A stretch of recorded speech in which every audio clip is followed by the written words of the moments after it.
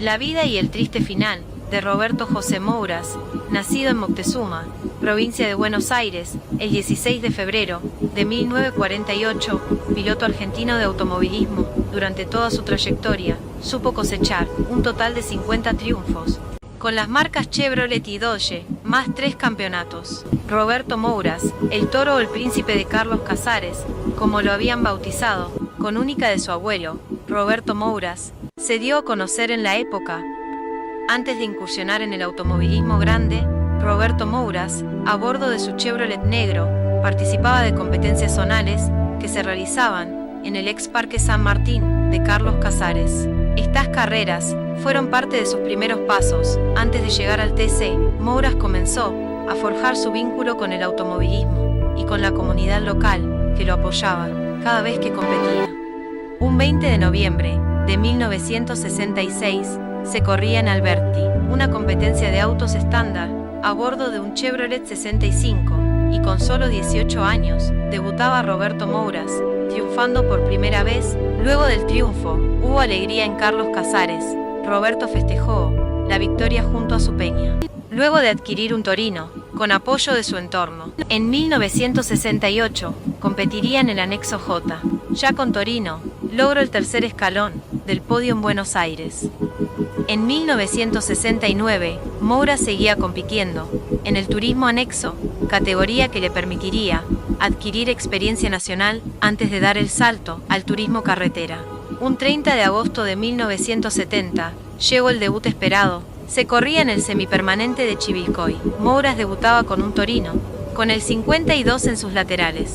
No logró un triunfo esa vez, pero sí dejó una gran impresión por su estilo firme y seguro, ganándose el respeto de rivales y público. En 1974, Roberto Mouras accedió a su Chevrolet Chevy rojo, preparado por Omar Wilke y Jorge Pedersoli, gracias a la gestión de Carlos Marinkovic, quien lo ayudó a integrarse al equipo de concesionarios de General Motors. Mouras tenía sus primeras carreras con la Chevy roja.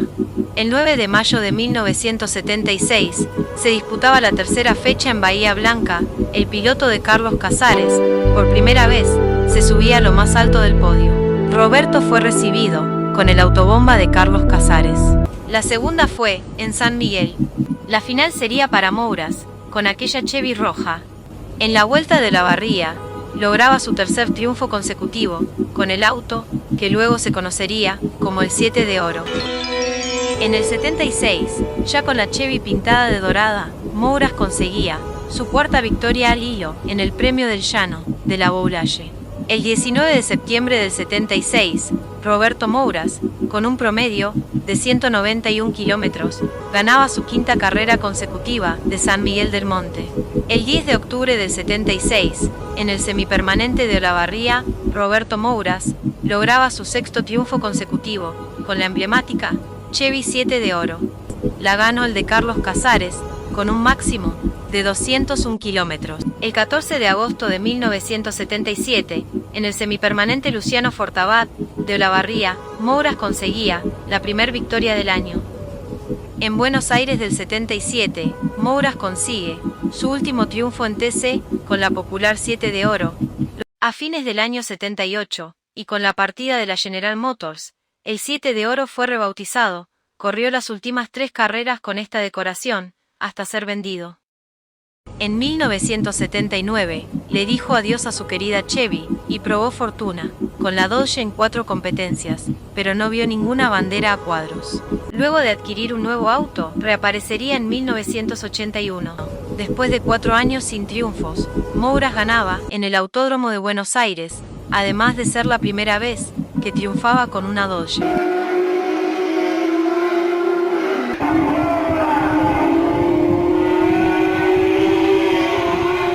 Después conseguiría un tercer y segundo puesto en Tandil y La Plata, para luego ganar en Pergamino, con un promedio de 178 kilómetros. El torneo Liceviche le serviría para afianzarse aún más en la conducción, ganando en Olavarría y en el Autódromo de Buenos Aires. En 1982 siguió con Dodge, con una victoria en La Plata, hasta la Vuelta de Tandil, donde Martínez Boero se consagró campeón. Roberto se dio una impresionante piña y se quedó sin auto. Después de que su Dodge blanco quedara destruido, Moura's armó el famoso dorado, con apoyo de su equipo y patrocinadores. Comenzó el 1983, con 2 colores en su auto, la apertura del campeonato, con un segundo puesto de Roberto, detrás de Juan María Traverso. En la fecha de San Miguel del Monte, 1983, se imponía Moura's, con un promedio de 193 kilómetros. El 10 de abril, Roberto Moura se impuso en la Vuelta de Roque Pérez, 25 de mayo. En Punta Alta, Bahía Blanca, previo al segundo vuelco de Roberto, se iniciaría el primer toque entre Moura's y Óscar Castellano. En La Plata, se volvieron a tocar Moura's y Castellano, a la salida del puente, donde debía pasar solamente un auto. Después de perder la Dodge dorada, el equipo de Moura's reconstruyó otra coupé que había disponible, quedando lista para la última carrera del año. El 16 de diciembre, se largó el Gran Premio. En los caminos de La Pampa, iban a determinar el campeón de la temporada. El triunfo le correspondió a Roberto Moura's, que además lograba su primer campeonato en la categoría, estrenando la Dodge azul. Roberto conseguía un campeonato muy merecido, luego de un año difícil. Luego de la victoria, Roberto Moura's fue recibido muy afectivamente por todo Carlos Casares. Ya en su ciudad, inmortalizó esta foto, junto al trofeo. 1984 fue mucho mejor, quizás el mejor, de toda su campaña deportiva.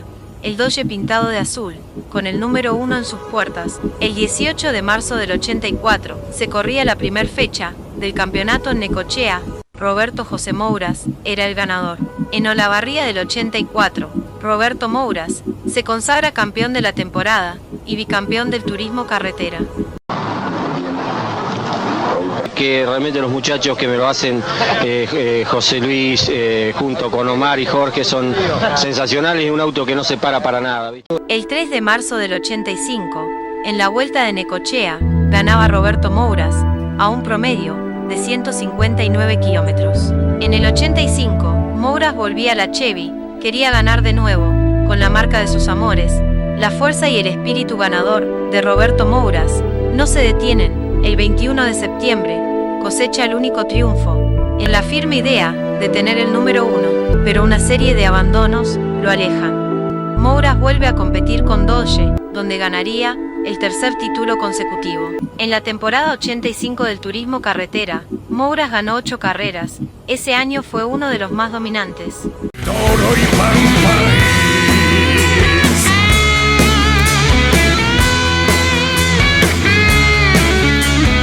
Con un gran asado, festejo en Carlos Casares, el tercer título. El 23 de marzo del 86, en el semipermanente de Bahía Blanca, Roberto Moura's volvía a correr de forma definitiva, con Chevrolet, para no dejarlo, hasta el final de su carrera deportiva. Roberto Moura's, todo el mundo contento por el triunfo del campeón. Roberto Moura's, Gigi Hurtado, Chevrolet número 1.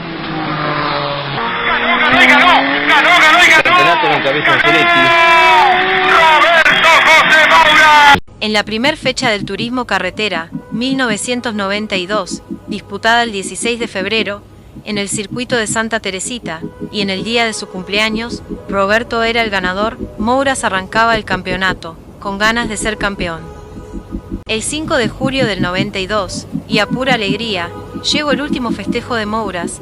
Fue tras ganar en Buenos Aires, la fecha 8 del TC. Logrando su anhelo de volver a vencer allí, con Chevrolet.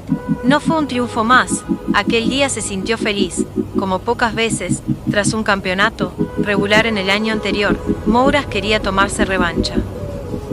Cuarto, Óscar Aventín, final de una carrera espectacular del TC aquí en la capital. Merecido triunfo de Moura's. ¿Cuánto hace que se le tenía que dar a Roberto? Bueno, señores, en Buenos Aires fue para Moura's y Moura's se pone en carrera por el campeonato. El 22 de noviembre del 92, perdería la vida Roberto Moura's cuando lideraba la carrera con su Chevy a más de 230 kilómetros en la zona de la ruta 205, cuando un neumático delantero explotó, haciendo que el Chevrolet impacte un montículo de tierra. El 20 de septiembre del 92, en la fecha 11 del TC 9 de julio, antes de su accidente fatal, Mouras tuvo un aviso: la carrera del toro tuvo su final, al reventarse la goma delantera izquierda.